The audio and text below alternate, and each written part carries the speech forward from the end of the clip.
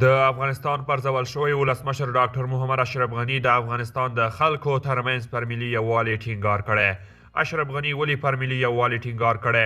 ملګرو که تاسې هم غواړئ چې پوه شئ د ویډیو تر پایه راسره پاتې شئ او د تازه او مهمو خبرونو لپاره درسره پښتو نیوز چینل سبسکرایب کړئ.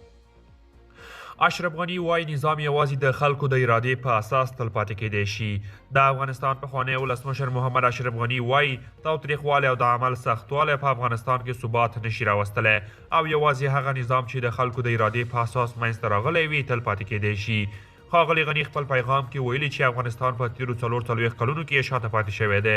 د هغه په خبره د ژوند، دین، مال، ټولنې، منطق او دلیل څخه ساتنه د اسلام له نظره د امنیت 15 اصول دي او که چیرې امنیت او خوندیتوب د دغه اصولو په اساس رامنځته نشي د امنیت او خوندیتوب هر ډول ادعا به بېپایلې وي.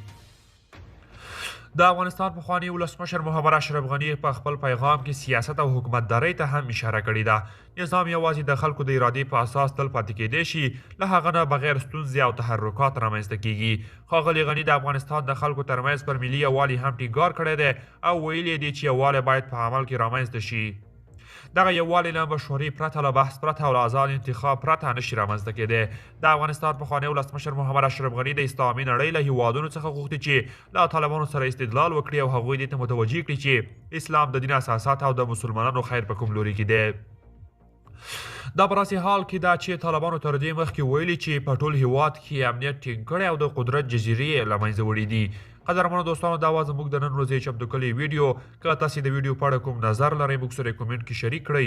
تر بیا ښه وخت.